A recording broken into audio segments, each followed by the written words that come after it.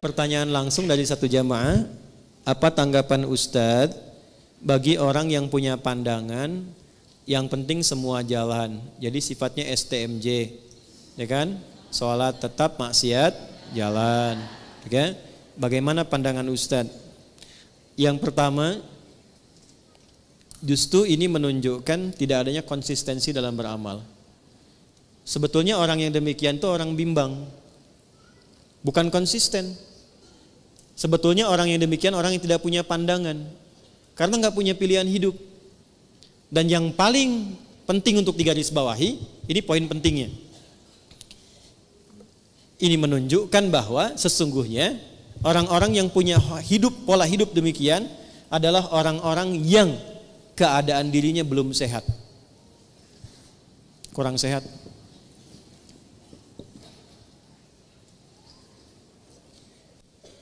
Satu, doakan. Karena yang seperti itu, kalaupun teman, didoakan dengan baik. Tapi tidak dijadikan semua apa yang disampaikan sebagai pertimbangan untuk mengambil keputusan. Ingat ya? Ya, saya ulangi lagi. Tidak semua yang disampaikan tidak dijadikan sebagai pertimbangan untuk mengambil keputusan. Karena kenapa? Dirinya saja belum bisa mengatur keadaan dirinya untuk konsisten pada kebaikan. Bagaimana dia bisa memberikan masukan yang baik pada orang lain? Nah, orang yang sehat, ketika dia mengerjakan sebuah amal soleh, maka ketika benar amal solehnya, amal soleh itu otomatis akan menggerakkan tubuhnya untuk mencegah dia berbuat salah.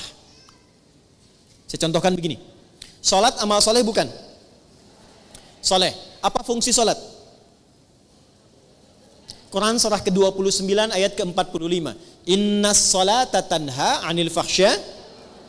Kalau ada orang sholat dan benar sholatnya, itu otomatis sholat yang dia kerjakan akan memberikan pengaruh pada tubuhnya untuk mencegah dia dari berbagai tindakan-tindakan maksiat.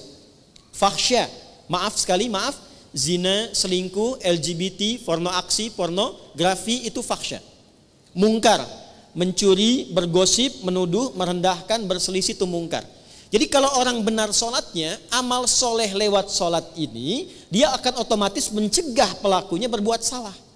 Jadi kalau ada orang sholat, tapi saat bersamaan dia berbuat maksiat, ini artinya ada yang belum tepat dikerjakan dalam sholatnya. Karena motivasi orang sholat itu adalah mendapatkan amal soleh agar tidak berbuat salah. Jadi mustahil ada STMJ, istilahnya salah itu. Sholat terus, maksiat jalan. Jadi kalau orang sholatnya terus, itu nggak mungkin ada maksiat. Maka apa yang terjadi?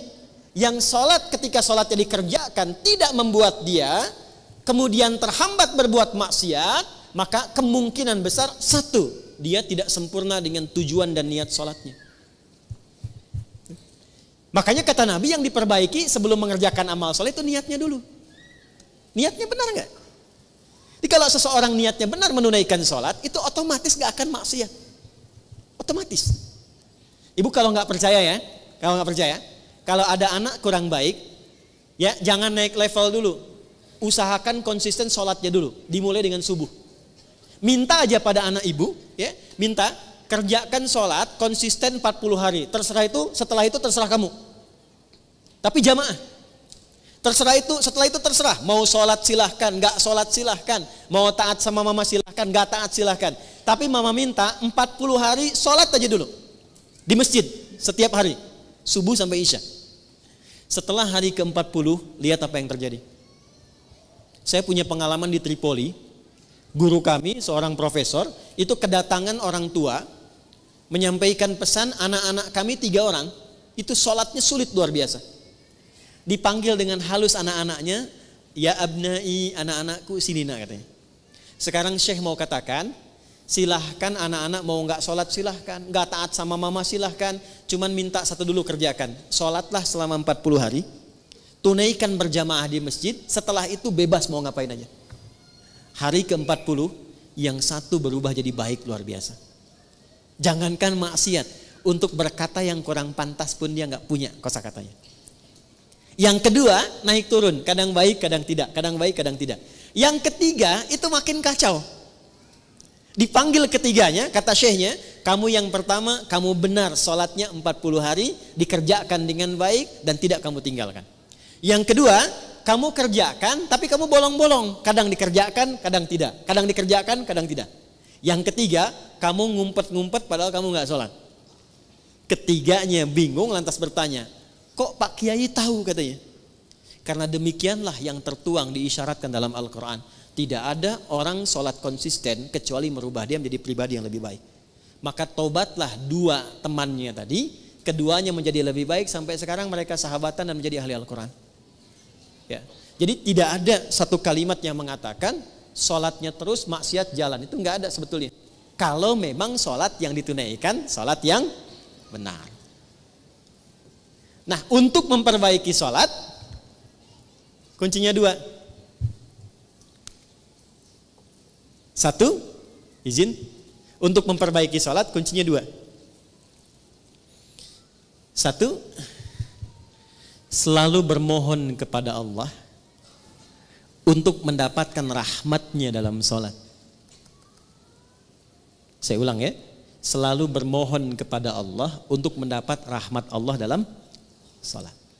Itu ada di Quran surah ke-2 Al-Baqarah ayat 45 sampai 46. Sudah? Saya merasakan sekarang jarang ada orang sholat dengan menggunakan rumus Quran itu. Yang penting sudah sholat gitu kan? Ya, ibu pernah nggak mengharap rahmat Allah sebelum sholat? Supaya dirahmati dalam sholat?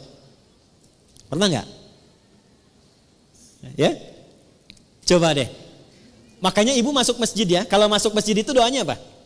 Allahumma ftahli abwaba. Ya Allah, mohon bukakan untukku pintu-pintu rahmatmu. Tuh ya. Mau masuk udah diajari oleh Nabi. Jadi sebelum masuk masjid, saat langkah kaki kanan itu dilakukan, minta apa? Rahmat. Masjid fungsinya untuk apa yang pokok? Sholat. Jadi masuk masjid, fungsi yang pokok untuk sholat. Sebelum sholat minta lu rahmat Allah. Nah, rahmat itu dibagi 3. Saya ulangi, rahmat dibagi 3. Nah, kalau suami ibu namanya Pak Rahmat, nanti ibu pulang ke rumah, papa dibagi 3. Udah, 1. Rahmat itu yang pertama solusi dari semua masalah hidup. Dah.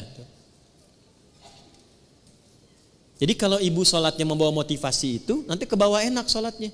Pas sujud ingat, dengan suami ada masalah tuh ingat, minta solusi. Nangis, selesai. Walaupun belum ada solusi tapi hati tenang. Dan itu mengantarkan pada setengah solusi. Sudah? Yang kedua, pelan-pelan, ampunan dari dosa. Ampunan dari dosa. Nah, di antara fungsi sholat yang paling pokok itu menggugurkan dosa-dosa. Makanya Allah ingin dari pagi ke siang ada dosa, gugur dosanya. Dari siang ke sore ada dosa, gugur dosanya. Makanya ketika diwafatkan dosanya sudah hilang, tinggal pulang dalam keadaan bersih, digambarkan dengan kain kafan yang putih. Nah, itu fungsi sholat. Cuma apakah setiap orang sholat ada yang ingat dosa atau tidak, itu poinnya. Makanya tadi kalau dia sholat mengingat maksiatnya, gugur maksiat, nggak akan maksiat lagi, nggak akan maksiat lagi. Ya, dan banyak orang ketika sujud itu justru pulangnya dalam keadaan mulia. Betapa banyak pelaku dosa besar, justru cara pulangnya itu lewat sholat, lewat sholat. Ada yang sujud, nggak bangun lagi, Insya Allah. Pengen begitu? Nanti zuhur ya, kan sekarang masih ada waktu tuh. Ada yang begitu tuh. Ya. Dan itu luar biasa indah. Ya, saya kan pernah cerita di sini juga kan. Ada seorang kakek, ini bukan ustadz bu. Saya ketemu orangnya. Itu orang sederhana, mungkin viral di langit tapi mungkin tak dikenal di dunia. Sederhana orangnya, nggak disebut kaya, biasa saja. Pakai kaos, cuma jagain masjid, azan. Hari Kamis itu, ba'da asar sedang puasa. Puasa sunnah loh. Di masjid nunggu buka. Cuman tiduran, merem-melek tuh.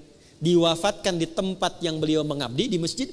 Dalam keadaan puasa, ba'da asar menjelang maghrib, wafatnya cuman tiduran. Merem-melek, ngantuk, meninggal.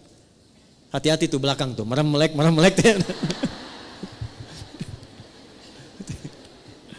Dua. Yang ketiga, Bagaimana caranya supaya saat sholat bisa mengingat ada kesalahan yang diampuni? Maka dibuka dengan bagian ketiga. Perhatikan bagian ketiga. Sudah? Yang pertama tadi apa? Solusi. Berarti jawaban dari doa kan? Yang kedua apa? Ampunan. Yang ketiga, rahmat itu dalam bentuk husnul khatimah. Bentuknya apa? Husnul khatimah. Kalau sudah bicara husnul khatimah artinya ingat wafat. Ingat apa? Karena itulah Nabi mengajarkan pada setiap imam saat akan mengimami, berbalik dulu kepada makmum menyampaikan kalimat ini. Para jamaah, kita akan sholat. Mohon hadirkan kehusyuan dan rasakan dalam sholat ini, mungkin ini sholat terakhir yang kita tunaikan dan boleh jadi kita akan wafat dalam sujud kita. Itu sunnah. Bahasa Arabnya, sallu salatan muwadda'. Jamaah, jadikan sholat ini sebagai sholat perpisahan kita untuk bertemu dengan Allah Subhanahu wa ta'ala. Pernah nggak merasakan begitu? Nah, makanya imam tidak harus pakai bahasa Arab, karena ini bahasa yang boleh disampaikan dengan bahasa Indonesia. Rapatkan saf, luruskan. Paham tidak? Istau, paham? Tidak, makanya dijawab sudah tahu gitu kan. Dah, jadi begitu sujud, coba rasakan bagaimana kalau saat ini adalah saat sujud terakhir dan seketika akan kembali kepada Allah. Itu kalau rasa itu dihadirkan, kenikmatan akan tiba, air mata mengalir, seketika taubat kita akan lahir. Nah, sifat sholat semacam ini, amal soleh semacam ini akan menghentikan perbuatan maksiat. Karena itu saya tidak sepakat dengan kalimat, misalnya taat jalan, maksiat terus. Sholat terus, maksiat jalan. Ini tidak ada orang yang, maaf ya, berpikir keseimbangan tapi dengan cara yang tidak wajar. Itu bukan seimbang namanya. Seimbang itu ketika dikerjakan amal soleh dengan amal soleh lain beriringan. Saya sholat tahajud, iya. Puasa juga, iya. Itu seimbang namanya. Ya, saya baca Al-Quran, iya. Menghafal, iya. Itu seimbang namanya. Kalau Anda amal soleh, iya. Amal salah, iya. Bukan seimbang. Itu nol namanya. Karena ketika berbuat soleh dan disusul dengan salah, maka yang soleh ketarik dengan yang salah. Kalau sudah keambil tidak ada amalan lagi dan nol sifatnya, itu bukan seimbang, itu hilang namanya. Tuh, kaget kan? Dan yang bahaya itu kalau solehnya ditarik semua sama yang salah, tersisa salahnya. Ini hadis Nabi. Maka dia berubah menjadi pribadi bangkrut, muflis namanya. Kalau sudah muflis, masuk neraka dulu, dicuci semua dosa baru masuk surga. Itu ada di hadis Muslim. Paham? Oke. Jadi apa tanggapan Ustadz? Tanggapan saya yang pertama, tidak ada keseimbangan. Sekali lagi, tidak ada balance antara amal soleh dan amal salah yang saat dilakukan dipandang sesuatu yang wajar dikerjakan secara bersamaan. Itu bukan keseimbangan, tapi itu sifat dari kerugian. Itu yang pertama. Yang kedua, tidak ada manusia yang selalu suci, selalu soleh selama hidupnya. Pasti pernah berbuat salah. Maka orang terbaik adalah orang yang berusaha memperbanyak amal solehnya untuk menutupi salahnya, bukan menyeimbangkan antara soleh dan salah sehingga merasakan hidupnya sejalan bersamaan. Jelas ya? Jadi kalau salah itu ditutupi dengan yang soleh, bukan ingin dijadikan sebuah kesimpulan berjalan bersamaan, itu keliru.